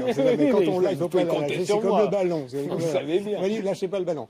La dernière, vous avez fini par me la faire oublier, la dernière, c'est que vous avez, me semble-t-il, aussi une vision un peu fixiste de la société. C'est-à-dire que vous présentez le capital, les capitalistes, comme une sorte d'aristocratie immuable. Or, c'est vrai dans votre livre d'ailleurs, vous dites que cette aristocratie du capital, du patrimoine, des rentiers, et il n'y a pas de pire ennemi de l'économie de marché que le rentier. Là-dessus, on est d'accord. Mais la rente, elle est détruite, vous dites, par la guerre, et surtout réduite par l'innovation. C'est-à-dire que celui qui est au sommet de la hiérarchie économique un jour se trouve le lendemain en bas de la hiérarchie économique. Et puis, les capitalistes modernes, et là je finis, les capitalistes modernes sont les entrepreneurs qui ont changé notre vie. C'est-à-dire, vous prenez Bill Gates, qui est évidemment l'exemple type parce que c'est l'homme le plus riche du monde. Il a une fortune indécente, mais grâce à lui, nous avons tous accès à nos ordinateurs. Il a créé un logiciel, il a changé notre vie. Il n'a pas inventé les ordinateurs, non. non plus. Oui, il y a un peu un délire. Thomas, j'ai pas dit qu'il a inventé l'ordinateur. J'ai dit qu'il nous a permis d'accéder à l'ordinateur. Vous savez, il y a des milliers de chercheurs qui ont inventé les circuits électroniques, qui ont permis d'inventer les ordinateurs et qui n'ont pas breveté toutes leurs connaissances. Bill Gates, je ne dis pas qu'il n'a rien inventé, il a aussi inventé des choses, mais après, il y a aussi une captation, dans certains cas, par un pouvoir de monopole, des brevets qui durent un peu plus longtemps que ce qu'il faudrait. Oui. Et puis, il y a aussi beaucoup de milliardaires. Vous savez, vous regardez Carlos Slim, mexicain, bon, il n'a pas inventé le téléphone portable, simplement il est devenu propriétaire d'une grande partie du secteur des téléphones. C'est le type même du rentier. C'est pour ça que l'économie de marché, les détenteurs de ressources naturelles en ex-Union soviétique, vous savez, ils n'ont pas inventé le pétrole ou le gaz. Hein, vous appelez ça le capitalisme? Vous appelez ça comment? Ça fait partie du capitalisme. Non, c'est l'oligarchie. Vous pouvez pas. Oui, mais vous pouvez pas prendre juste ce qui vous arrange, le sympathique, innovateur. Parce que la réalité, elle est plus compliquée. Mais non, mais rien ne m'arrange. La réalité est complexe. Je suis le premier à le reconnaître, à condition que vous la reconnaissiez également. Et il n'y a pas d'économie de marché qui fonctionne sans combat. À la fois le combat des mouvements sociaux, mais le combat des États, le combat démocratique. Parce que là, à vous écouter quelquefois, on a l'impression que la redistribution n'existe pas. Or, l'économie de marché est devenue supportable. Je dis supportable, je ne l'idéalise pas, parce que les revenus sont massivement redistribués. Et je trouve ça très bien. Oui, mais ça, c'est remis en cause par la concurrence fiscale entre États. Quand on arrive dans une situation où les plus grandes sociétés multinationales paient un taux effectif d'imposition qui est plus bas que celui des petites et moyennes entreprises, et là, vous avez quand même une remise en cause. Au-delà, c'est plus qu'un truc technique, c'est aussi le contrat social qui lie les citoyens d'un pays. C'est quand même, ça se base sur l'idée qu'on paye tous beaucoup d'impôts pour financer un système social. Si vous arrivez dans une situation, et il y a un risque aujourd'hui sérieux en Europe, mais dans d'autres parties du monde aussi, où les excès de concurrence entre pays conduisent à une disparition de certaines d'où votre idée d'impôts progressifs, d'établir un impôt sur le patrimoine qui serait mondial. Oui, enfin, ce serait le moyen de remettre les. Oui, enfin, on ne va pas attendre d'avoir un gouvernement mondial pour faire quelque chose, parce que sinon on risque d'attendre longtemps. Hein. Donc il faut le faire ici et maintenant dans chaque pays. D'abord, il y a des combats à mener entre pays. Vous voyez, c'est pas normal dans le cas de l'Europe que pour on renonce finalement un tout petit peu au secret bancaire suisse, il ait fallu attendre des sanctions venant des États-Unis d'Amérique. Est-ce que j'ai le droit d'être d'accord avec Thomas Piketty? J'ai le droit, de temps en temps. Non, parce que sur ce point, ce que je trouve, je ne sais pas si indécent est le terme, parce que vous posez toujours les problèmes en manière éthique. Bon, ça c'est un peu la tradition française, mais je dirais de manière plus technique. L'indécence, pour reprendre votre terme, c'est que les pouvoirs politiques sont nationaux alors que l'économie est mondiale. Et qu'au minimum, l'Europe devrait être un modèle, et que je trouve indécent et choquant qu'on puisse franchir la frontière belge pour échapper à l'impôt sur le patrimoine, par exemple. Que l'Europe montre déjà. Alors, vous le dites vous-même dans votre livre, l'impôt mondial sur le patrimoine, c'est une utopie à très long terme. Faisons-le déjà au niveau de l'Europe, et je vous rejoins. Alors, juste, je donnerai la parole à Frédéric Lordon, mais une note d'humour. L'impôt mondial sur le patrimoine que vous avez imaginé dans votre livre, Le Capital au XXIe siècle, vous n'êtes pas le premier à en avoir eu l'idée. Le premier, je l'ai retrouvé, c'est Fantomas. En 1966, regardez, lui aussi, il a inventé l'impôt sur le patrimoine. J'ai adopté ce slogan, trop galvaudé par les démagogues. Faire payer les riches. Je vais leur faire payer un impôt sur le droit d'être vivant. Quoi? N'ai-je pas le droit de vie et de mort sur vous? C'est-à-dire que... Mais c'est tout comme. Oui, bien sûr. J'ai donc organisé un système personnel de contribution directe.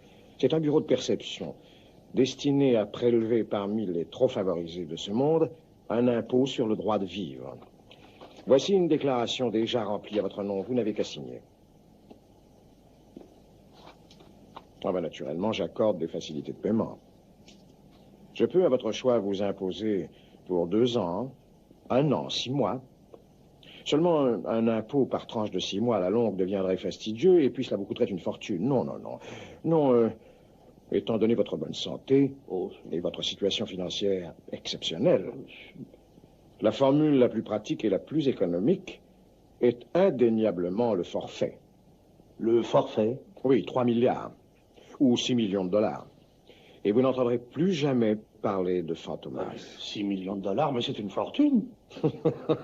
Au prix actuel de la vie, c'est donné. Thomas Piketty, c'est lui qui vous a inspiré? Non, j'avais jamais vu ça. Non, mais écoutez, moi je pense qu'on peut faire des progrès, c'est le moins qu'on puisse dire, en Europe. C'est-à-dire que là, on se retrouve dans une situation où on parle beaucoup, on dit en permanence qu'on résout les problèmes de paradis fiscaux, tout le monde est pour, même Guy Sormand, mais sauf qu'en fait, on ne fait rien en réalité. Ce qu'il faut bien comprendre, c'est que c'est le système institutionnel européen lui-même, constitutionnel presque, qui l'empêche. C'est-à-dire que quand on érige en principe quasi constitutionnelle la règle de l'unanimité sur les questions fiscales, ça veut dire que dès le départ, un pays comme le Luxembourg ou chaque autre pays peut dire « Ah très bien, parlez autant que vous voulez, mais nous, dans notre coin, on fera autre chose et vous ne pourrez rien dire ». Donc tant qu'on n'a pas la possibilité sur un plus petit noyau de pays de pouvoir prendre des décisions à la majorité, il n'y a juste aucune chance que cela change. Et donc, il faut aller, c'est une question, vraiment, les institutions démocratiques, ou plutôt l'absence d'institutions démocratiques au niveau européen, qui produit cette situation. Frédéric Lordon, qu'on n'a pas entendu depuis un moment. Mais en réalité, on peut toujours invoquer des solutions européennes, ou alors, quand on a plus d'ambition, carrément des solutions mondiales, etc. À ceci près qu'il faut se poser la question de leurs conditions de possibilité. Je veux dire, pour que des institutions soient efficientes, il faut qu'elles soient adossées à des communautés politiques constituées. C'est de ces communautés politiques constituées, c'est de cet adossement que des institutions tirent leur force exécutoire.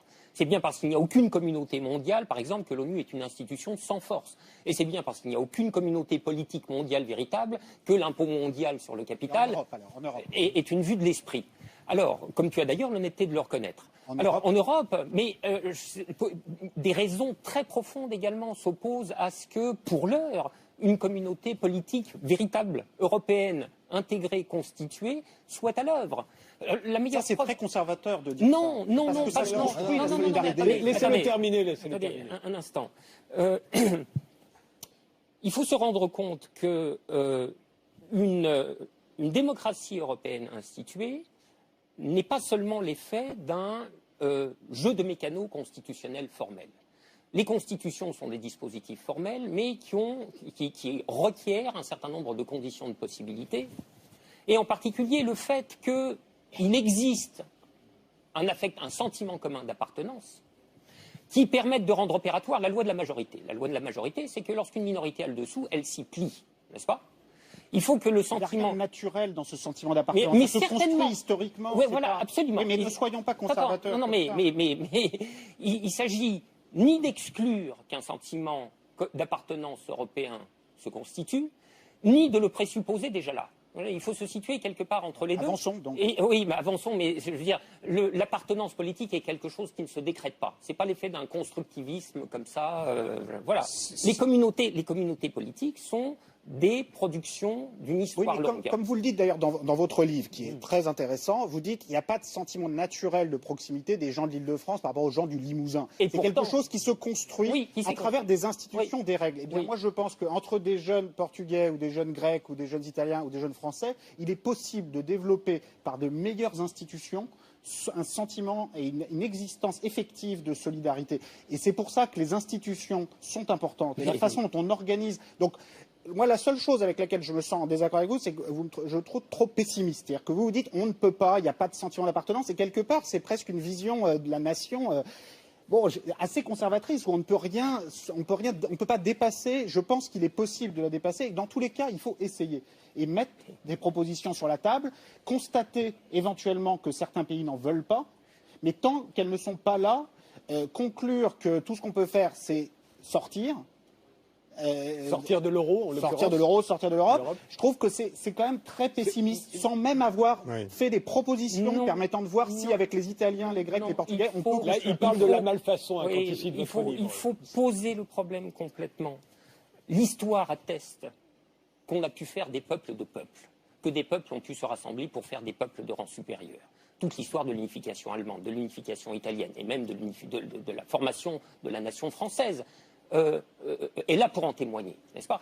Mais il faut voir selon quel processus. Ces unifications nationales se sont faites sous l'égide d'un constructivisme étatique, car c'est l'État qui a été l'instituteur et le constructeur de la nation, qui a recouru à des procédés extrêmement brutaux. C'est-à-dire, pour rassembler de l'hétérogène dans une communauté politique à peu près homogène, on a passé le bulldozer sur toute une série de diversités linguistiques, culturelles, métrologiques, etc., etc. Et ça a été des processus extrêmement violents en vérité. Le constructivisme étatique de la nation est violent. Et il a procédé par des moyens qui ne nous sont plus accessibles, Dieu merci. Là, vouloir faire une menace sans État, c'est encore plus violent. Une seconde. Il faut donc se poser la question des ressources politiques par lesquelles on pourrait constituer un peuple européen. Et il faut surtout se poser la question pratique de savoir à quel horizon temporel. Nous avons une expérience en cours historique dont je ne connais pas exactement les résultats, même si je suis plutôt pessimiste, qui est l'expérience grecque. Je veux dire, le peuple grec est dans l'urgence, il est dans l'urgence humanitaire. On ne va pas lui reprocher de céder au repli nationaliste s'il entreprend de sortir de l'euro, ce qui n'est pas acquis d'ailleurs, mais s'il l'entreprenait, on ne pourrait pas lui faire ce reproche au motif qu'il ne jouerait pas le jeu européen, de la constitution du peuple européen, etc., etc. Donc c'est une bien belle chose d'en appeler à la constitution des communautés européennes, mondiales, etc. Mais la question, c'est dans quel horizon temporel? Alors en général, les gens qui soutiennent ce genre de position sont parfaitement installés dans leur situation matérielle et ils ont le temps d'attendre que le processus prenne 20, 30, 50 ans. Ça ne leur pose pas de problème. Je voudrais simplement rappeler le tragique destin de l'Europe sociale, ce gros lot qu'on nous agite sous le nez depuis maintenant bientôt 25 ans.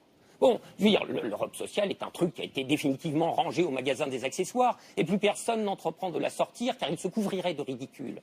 Et ça montre bien, l'Europe sociale, c'est même pas la communauté politique européenne intégrée, n'est-ce pas? C'est bien moins ambitieux et ça n'a même pas réussi à voir le jour. Donc il faut se demander pourquoi et il faut tenir en compte que certaines populations n'ont plus le temps d'attendre. Il y a des peuples qui ont été, je vous rends la parole, mais il y a des peuples qui ont été économiquement persécutés en Europe. Les Portugais, les Irlandais, les Espagnols, les Grecs, etc. Et qui n'ont pas le temps d'attendre. Alors il faut les laisser jouer les cartes qu'ils ont à leur disposition. Non, Thomas Piketty dit que vous êtes pessimiste. Moi, je trouve même franchement réactionnaire. Que vous en êtes... Non, vous êtes comme une grande partie de l'extrême gauche. Vous dites très justement que historiquement, les nations se sont construites par la force, c'est l'État qui a imposé la nation, j'entends bien. L'originalité de l'Europe, c'est qu'elle s'est construite sur le refus de la violence. Et je crois que vous sous-estimez deux choses. La première, c'est que les jeunes Européens de moins de 30 ans se sentent européens. C'est-à-dire que vous vous interrogez autour de vous, vous lisez les sondages. Cette notion d'identité européenne chez les jeunes s'est imposée assez rapidement. Et vous interrogez les jeunes, ils vous disent « je suis français, je suis européen », ils ne voient pas de contradiction. Donc l'Europe est fondée sur le refus de la violence. Ça, c'est tout à fait nouveau. Par ailleurs, l'Europe que vous critiquez, manque d'Europe sociale, manque de démocratie, etc., c'est comme l'économie de marché, c'est très imparfait. Il n'empêche que si vous sortez de l'Europe, l'Europe est considérée comme un modèle, comme une espèce de miracle historique de peuples qui se sont entre-déchirés pendant 1000 ans et qui tout d'un coup sont capables de vivre ensemble. Donc ce modèle doit être perfectionné. Et ceci est possible, mais à condition de ne pas tenir un discours fixiste, là aussi comme en économie, mais un discours volontariste, le mot on en abuse, mais pour notre génération, l'Europe est notre seule utopie. C'est notre seule utopie raisonnable, c'est notre seule utopie sérieuse et c'est la seule que nous pouvons réussir. Mais vous poursuivez des utopies aux frais d'autres personnes. Mais attendez, mais oui, aux frais d'autres personnes. Mais aux frais de qui? Aux frais de toutes les populations qui souffrent l'état présent de la construction européenne. Non, mais attendez, je suis quand même pas responsable de l'incurie et de la corruption du gouvernement grec, de l'incurie et de la corruption de l'Église orthodoxe grecque, qui ont l'un et l'autre pillé le peuple grec. Moi, je suis tout à fait du côté du peuple grec, à condition que l'on fasse rendre gorge à des gouvernements corrompus et une Église orthodoxe qui possède la moitié du pays et qui ne donne rien au peuple grec. Alors parlons des choses vraies. Les Grecs ne sont pas victimes de l'Europe, ils ne sont pas victimes de l'Allemagne. Mais bien sûr, ils sont victimes de leur oligarchie. Mais non, c'est une plaisanterie. Mais c'est une plaisanterie, Monsieur Sormand. Allons en Grèce tous les deux, allons regarder ce qui se passe, allons voir qui est riche en Grèce. Allons-y chacun de notre côté. Est-ce que les armateurs grecs payent de l'impôt en Grèce? Non. Est-ce que l'Église orthodoxe paye de l'impôt en Grèce? Non. Il n'y a que les classes moyennes et les pauvres qui sont appelés à payer l'impôt en Grèce. Que la situation grecque ait à voir avec un certain nombre défectuosités patentes, par exemple de l'appareil de prélèvement de l'impôt. Ce n'est pas des défectuosités. Mais oui, le peuple est volé par sa propre oligarchie. Oui, mais donc n'accusez pas l'Europe et l'euro. Il y a beaucoup quand même, parce que les banques françaises et les banques allemandes sont très contentes de recevoir dans leur coffre les comptes de ces riches armateurs grecs sans ensuite aider l'administration grecque. Donc on dit aux Grecs, allez-y, modernisez vos impôts. C'est très bien. Mais que les banques françaises. Oui, mais c'est aussi le gouvernement français, que les banques françaises ont mis les mains dans le pot de miel et ont été complices de cette corruption. Par ailleurs, sur la crise de la dette en Grèce, il y a quand même quelque chose d'incroyable, une amnésie historique quand même de la part de l'Allemagne et aussi de la France, qui consiste à dire vous allez repayer pendant 20 ans, pendant 30 ans un excédent budgétaire invraisemblable, alors que la France et l'Allemagne sont deux pays qui, après la Seconde Guerre mondiale, n'ont jamais repayé leur dette publique. Et on s'en est débarrassé soit par l'inflation, soit par des annulations de dettes purement et simplement. Et maintenant, ce sont ces mêmes pays qui vont expliquer à l'Europe du Sud, ah non, inflation zéro, aucune annulation de dette, il faudra repayer pendant 30 ans. Le plan actuel européen vis-à-vis de la Grèce, qui est toujours en vigueur, et que personne n'accepte à Berlin, à Paris, à Bruxelles de renégocier. Officiellement, les Grecs sont censés avoir un excédent budgétaire de 4% du PIB, ce qui est absolument gigantesque. À nouveau, le budget total de toutes les universités, c'est à peine 1% du PIB. On est censé avoir cet excédent de 4% du PIB pendant des dizaines d'années pour nous rembourser, nous. Mais les jeunes Grecs, ils ne sont pas plus responsables de tout ça que les jeunes Limousins, les jeunes Bretons, les jeunes Français. Donc cette idée qu'on va passer des décennies à les faire payer, mais c'est totalement absurde. Donc on sait que ça ne va pas se produire et en même temps on refuse. Et le gouvernement allemand actuellement a une très lourde responsabilité, mais le gouvernement français a une très lourde responsabilité également. Et donc voilà, c'est un peu facile de juste dire les armateurs grecs. Et deux choses. Bon. Et on en finira avec la Grèce. Après. Oui, on en finira avec la Grèce. Mais bon, un mot, moi je suis tout à fait d'accord sur votre analyse. Ce que l'on demande à la Grèce est impossible et indécent. Mais il n'est quand même pas interdit que les Grecs se posent la question, encore une fois, du pillage de la Grèce par leur propre oligarchie. La pose. Le gouvernement qui vient de d'élire se la pose. Sur l'Église orthodoxe, c'est pas très clair. Deuxième point, je ne comprends pas l'obsession en Europe, peut-être imposée par l'Allemagne, j'en sais rien, sur ce déficit budgétaire à 3%. Pourquoi 3%? On ne sait pas. Ce chiffre a été lancé complètement par hasard il y a des années parce qu'il fallait un chiffre. Et le déficit budgétaire n'est pas, en tout cas pour un pays comme la France, ce n'est pas un problème majeur. Le problème majeur, c'est celui de la croissance et du plein emploi. Moi, je me fiche totalement du déficit budgétaire. Aussi longtemps, d'ailleurs, qu'on peut s'endetter sur le marché mondial et des taux d'intérêt négatifs, pourquoi ne pas en profiter? Donc là, il y a une espèce de dérèglement de la pensée économique. Et si je peux alors revenir en arrière, parce qu'il y a un truc que vous avez failli me donner un urticaire, quand vous avez dit, même Sorman est d'accord pour une réglementation au niveau européen contre la rente, en gros, contre l'abus de position dominante. Le fondement, vous le savez très bien, de l'économie de marché depuis Jean-Baptiste Say, c'est de lutter contre les rentiers. C'est de lutter. Ah si, c'est la glorification excessive de l'entrepreneur contre les rentiers. Les libéraux français du XIXe siècle, ils ne voulaient pas de l'impôt sur le revenu, et c'est uniquement avec la loi du 15 juillet 14 pour financer la guerre contre l'Allemagne que ça a été voté. Donc, le concept n'existait pas. Les Américains, je crois qu'ils l'ont inventé les premiers d'ailleurs. Même les Britanniques pays capitalistes, on est les derniers à l'avoir. Non, je veux dire simplement que l'économie de marché, elle est fondée, comme vous le savez, sur la destruction créative, le principe de Schumpeter, l'innovation, l'entrée constante des entrepreneurs nouveaux sur le marché. Et moi, mon combat intellectuel très très modeste, si vous voulez, c'est de lutter contre l'abus de position dominante et de permettre justement à l'augmentation constante du nombre d'entrepreneurs pour avoir une rotation sociale et pas une oligarchie qui s'installe. Alors justement, puisqu'on s'achemine vers la fin de cette émission, je dis Sorman, si vous deviez corriger le capitalisme, un tant soit peu, ce serait quoi, vous, aujourd'hui ? Tel qu'il existe aujourd'hui. Être beaucoup plus sévère sur les abus de position dominante, c'est-à-dire sur les grands groupes, si vous voulez, qui abusent de leur pouvoir. Par exemple. À cet égard, prenons Microsoft et Google. C'est très intéressant de voir que l'Union européenne est beaucoup plus sévère contre ces deux entreprises, d'ailleurs, qui abusent de leur position, que le gouvernement américain. Donc il faut aller dans cette direction. Et il faut permettre la multiplication du nombre des entrepreneurs. Aujourd'hui, il est extraordinairement difficile d'entrer sur le marché. Le marché est bloqué par de très nombreuses réglementations, par une administration pleine de bonne volonté, mais qui ne se rend absolument pas compte qu'elle est destructrice d'emplois. Et elle est bloquée quelquefois par une alliance entre les gouvernements et ces grands groupes, parce qu'avoir des grands groupes multinationaux, depuis Pompidou, c'est chic. Donc voilà, c'est l'économie de marché, c'est le soutien et la multiplication de l'esprit d'entreprise et du petit entrepreneur, qui parfois deviendra gros d'ailleurs. Frédéric Lordon. On est débordé par le flot de tout ce qui vient de se dire. On sait pas par quel... Non, je vous assure, on ne sait pas par quelle boule attraper. Il aurait fallu revenir sur la Grèce, votre émerveillement sur les splendides réussites de la construction européenne, etc., etc. Mais en réalité, on voit bien que vous ne pensez l'économie que dans une certaine direction qui a à voir avec une certaine définition de l'économie comme système de marché. Comme système de marché. En croissance après, c'est une propriété dérivée. Je veux dire, vous voyez, la manière dont on construit son objet intellectuel est décisive quant à ce qu'on va être en mesure de penser. Il y a plusieurs manières de définir l'objet de l'économie. Vous pouvez la définir comme système de marché, et dans ce cas-là, vous tirez comme le fil de la pelote tout le discours de la science économique. Entendez mes guillemets. Car pour soutenir que l'économie est une science, il faut vraiment avoir bonne vue et un sacré moral. Ou vous avez une autre manière. Travaillez beaucoup. Enfin, laissons ça de côté.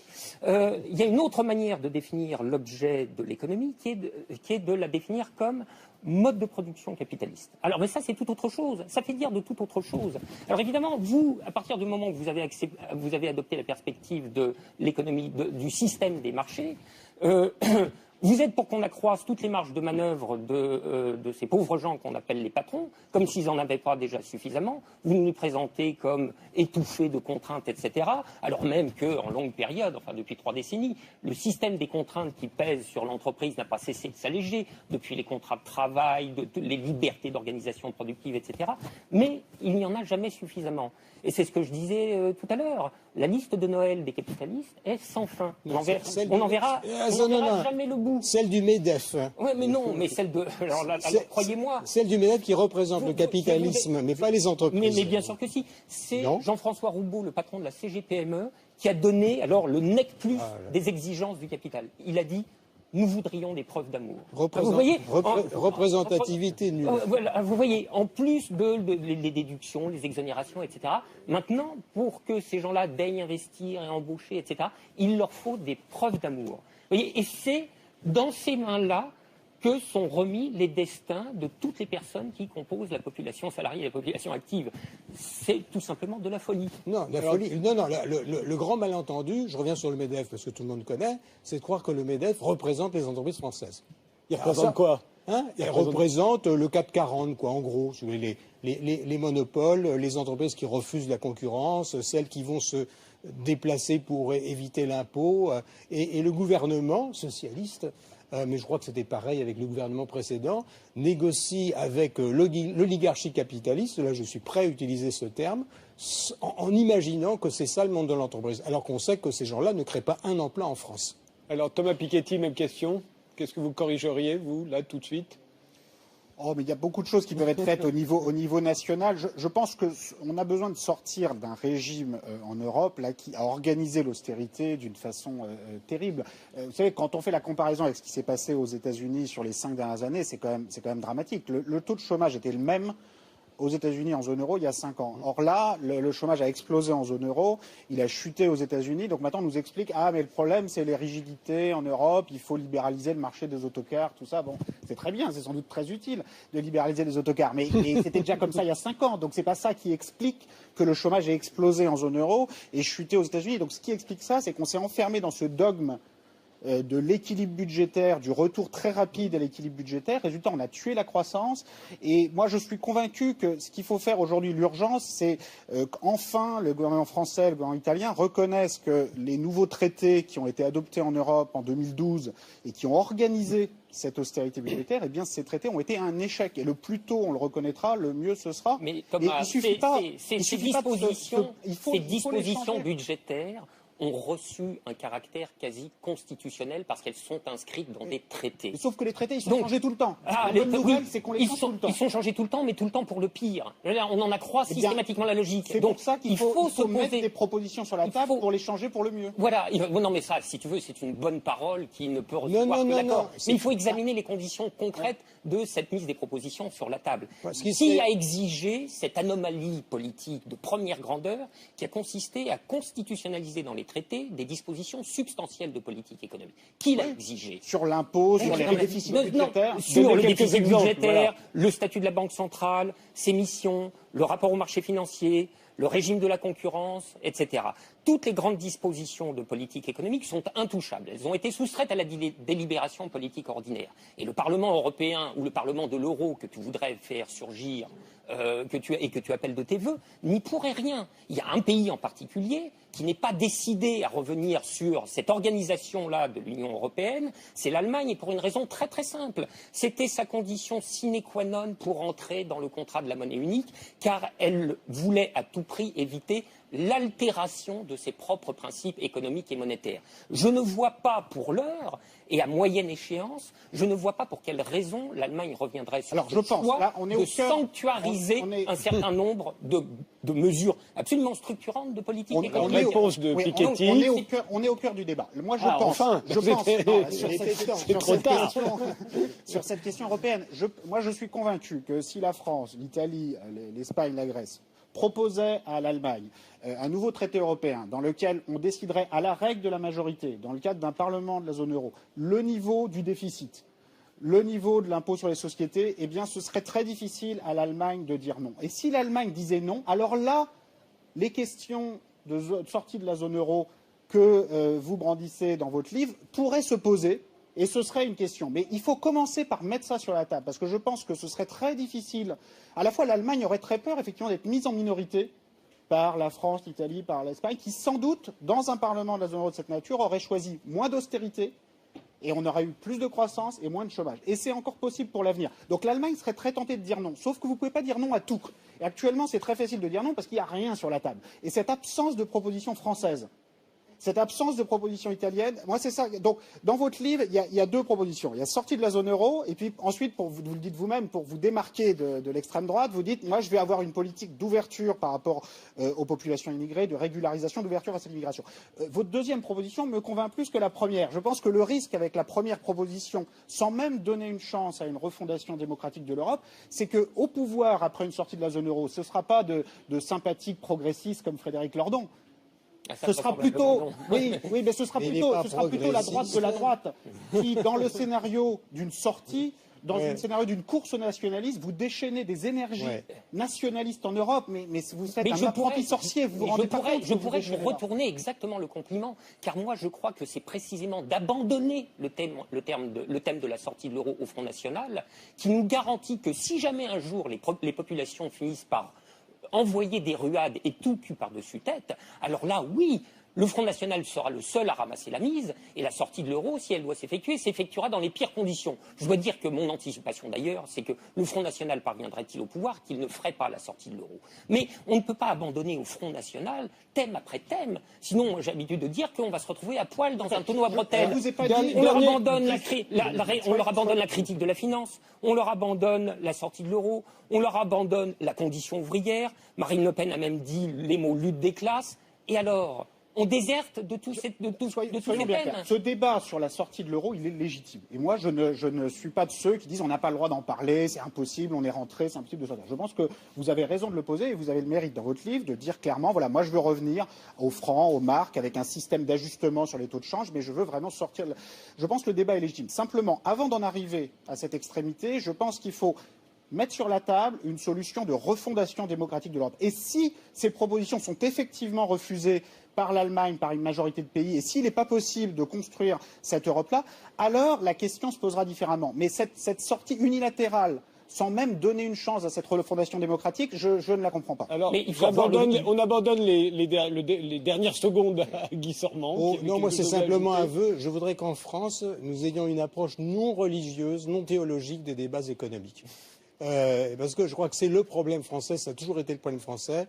Nous sommes incapables de poser les problèmes économiques de manière réelle, concrète. On y introduit de l'éthique, de la morale, de la religion, etc. Et c'est ce qui pourrit le débat, et c'est ce qui explique la stagnation. Vous pensez que l'économie est une science, et ça c'est un acte de foi théologique. Non. Là, pour le coup, je suis d'accord avec Frédéric Lordon. Je ne considère pas. Je considère que l'économie est une assesse. Il faut apprendre les faits. Si vous niez les faits, Monsieur Sormand, les faits n'ont jamais parlé d'eux-mêmes. Si vous les faits ne disent rien. Voilà, c'est l'empirisme le plus vulgaire qui considère que les faits parlent d'eux-mêmes. Les faits, c'est quand vous ouvrez votre fenêtre, vous considérez que les faits disent que la Terre est plate et que le Soleil tourne. Non, vous me faites penser. On fait parler les faits avec un point de vue, avec un point de vue intellectuel, avec un point de vue théorique. Vous me faites penser à l'Église catholique avant Vatican II. Tout ça, c'est du latin. Vous maniez très très bien le latin, mais les Français n'ont plus envie d'entendre la messe en latin. Amen. Un dernier mot. Oui, moi, je ne crois pas que la science économique existe. Moi, je me vois plus comme chercheur en sciences sociales. Je pense que les processus économiques sont toujours indissociablement culturels, sociaux, politiques. Et les économistes qui prétendent disposer d'une science à part, je suis pas très convaincu. Désolé. Non, mais moi non plus. Enfin, tout mon effort est de réintroduire la culture, l'histoire dans les faits économiques. Là-dessus, on est totalement d'accord. Je vous remercie tous les trois d'avoir participé à ce débat. On se retrouve la semaine prochaine. On se quitte avec Blik Bassi. Il est originaire du Cameroun et il nous chante One Love en langue bassa. Blik Bassi, c'est à vous.